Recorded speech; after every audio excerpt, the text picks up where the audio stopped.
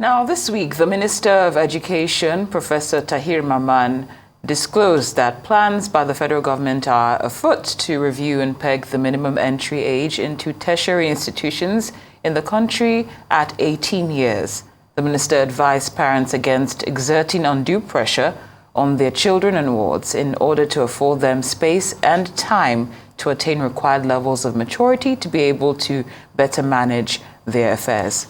We're now being joined by University Administrator Professor Steve Okecha to discuss this plan and what needs to be done to revamp Nigeria's education sector.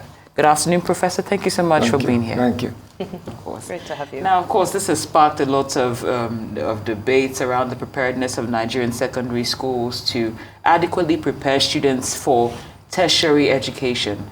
Based on the position that you've occupied, or you occupy as an administrator, what's your assessment of the current state of the quality of secondary education in Nigeria? Well, actually, education is not at all levels really in this country. Is in a deplorable condition. There's not much to write home about. Secondary education, you can say that the quality of secondary education now is low. People they do all sorts of things to go into secondary schools. Parents do all sorts of, even the common entrance examinations.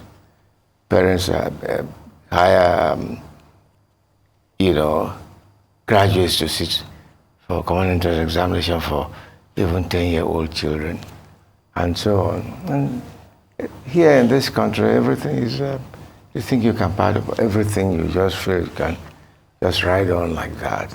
But that is not the answer. Secondary schools have to be well equipped too. Again, the teachers also have to be of high quality. It's unfortunate. You need to see some of these secondary school teachers.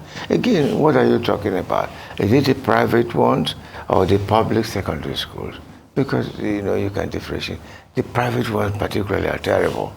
You can see even somebody who dropped out of secondary school teaching secondary school children. That's not the best at all. Because anything goes. And Nigerians accept all they want is certificates. And you can always get a certificate anyway, even down to university level. So education generally is in a deplorable condition in Nigeria. Nothing to write home about.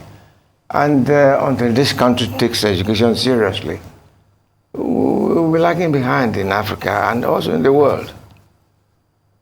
So my trust, I've been in the university system again all my life. That's really where, that's where I belong.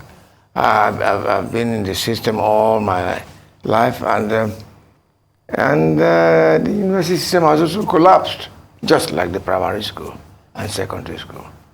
It's great to be able to engage with somebody who's spent so much time within the university system specifically. And, when we look at this, I suppose it's not a proposition, it's an instruction now that the age limit is 18 for admission into university. I went to the University of Cape Town, and I was admitted at the age of 16. So my question is university about academic excellence, or is it about maturity? Why do we need to have this conversation about age limits?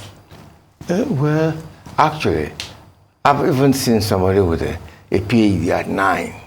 A real one? Yes, mathematics. Yes, it's true. 9? Yeah, an Asian.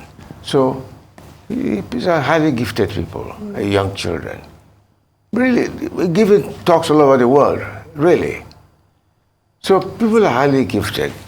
And this thing had been done before. In the past, I remember one chap was given a high court judge. He was given admission into a university in Nigeria. He was, I think, 16 or so, or 17. And during registration, when the university discovered that he was 16, that is underage, he was told to withdraw. I had to go back home to do what they call higher school, that HSC, higher school certificate. I think there's also need for maturity. But that does not mean that they're not highly gifted children.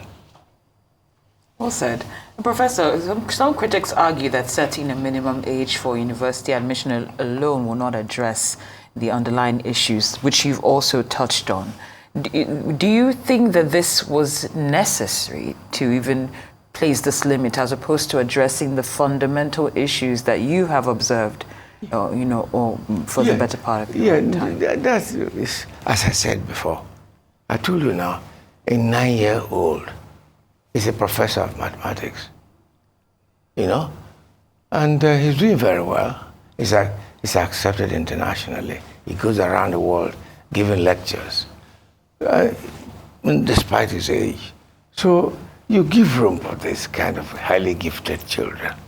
But we should not also not fail to recognize that it will require some maturity also to get a few things done intellectually, because, it's not enough cramming.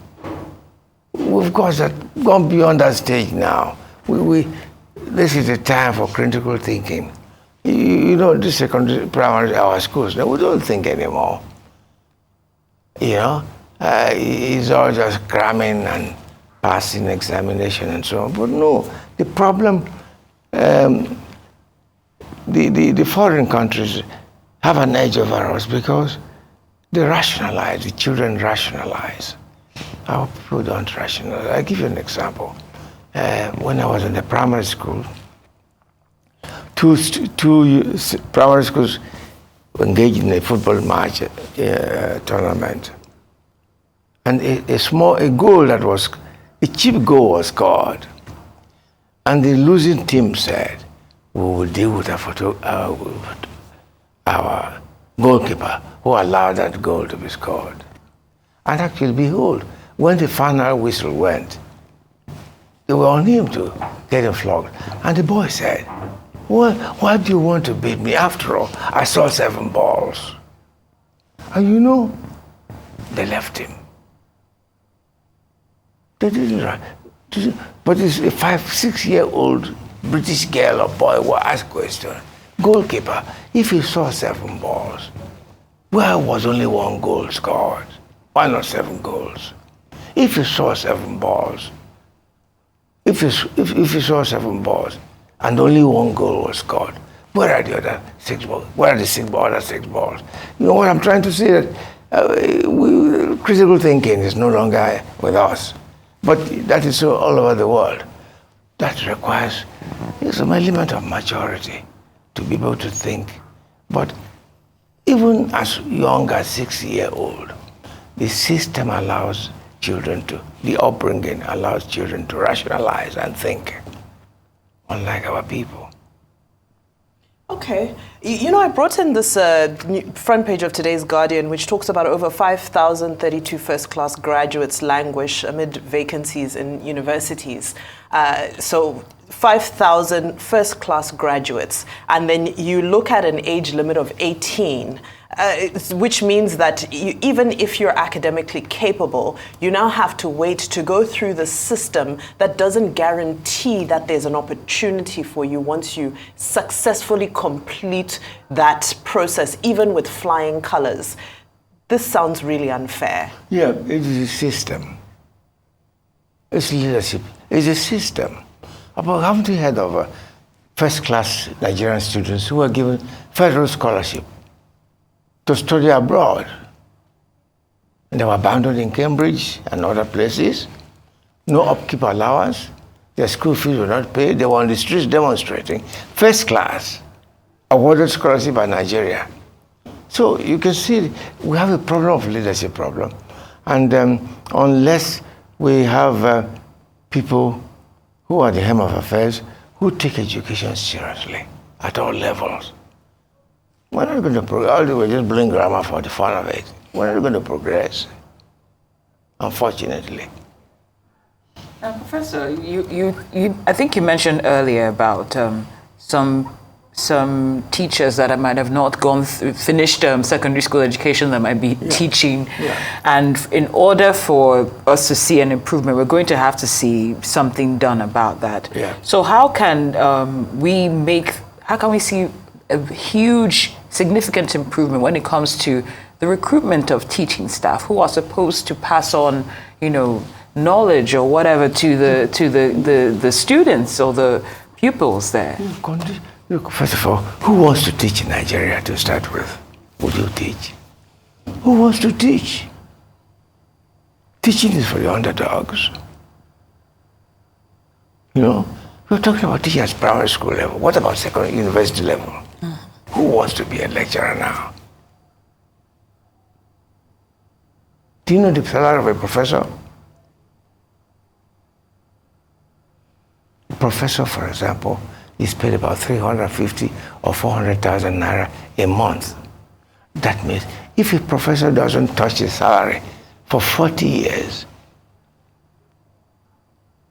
he will have 144 million, less than the SUV allowance for politicians.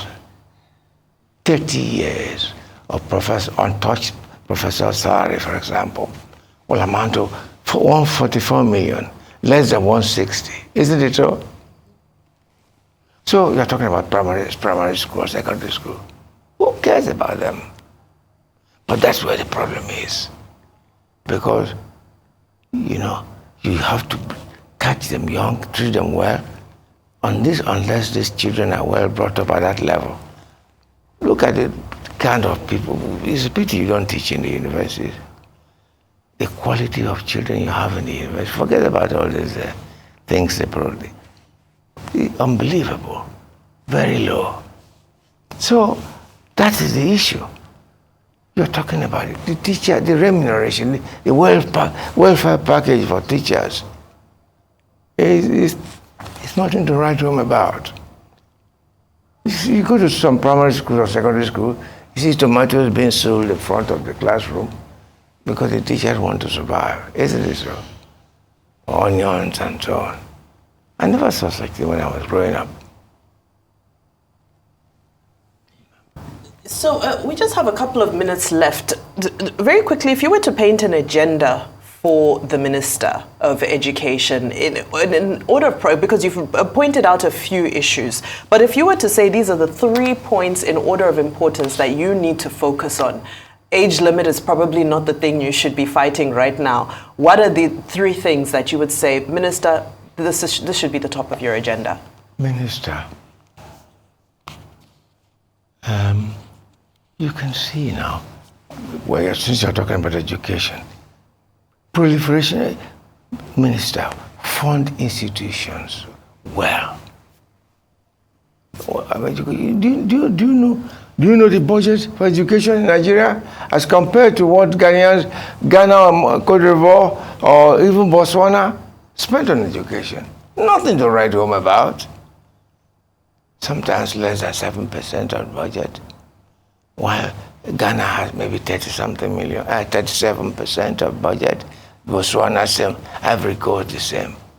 So we have a big problem.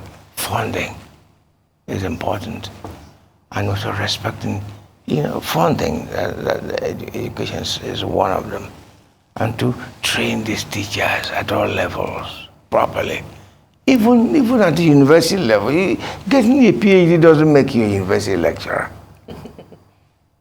Because even in as far back as 1990, what we call Gray-Longer Commission recommended that fresh recruits into the universities should be subjected to some courses in pedagogy, how to teach, So there is a problem.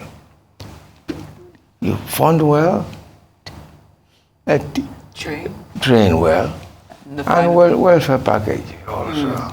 Funding, training, and welfare package. I do hope the minister is listening to your advice and hopefully he heeds to it. Thank you so much. Yes. University Administrator Professor Steve Okecha, thank you so much for joining us. It's a pleasure. Really yes. appreciate it. It's nice seeing you. Thank you. I'm launching a book on Saturday, yes. Oh, good. And I hope that well, the Nigerian university system, downswings and way forward. Oh, All you right. could just raise it, point it to the camera if you like. So that's the On Saturday. On Saturday, that's the book by our guest. And thank you for all that you do. It shows that you're still passionate about about education. Hopefully, I can keep this one. You can keep that one. Thank you so much, Maybe I'll shout it Professor Steve Okecha. Okecha, Thank you. You can take this one.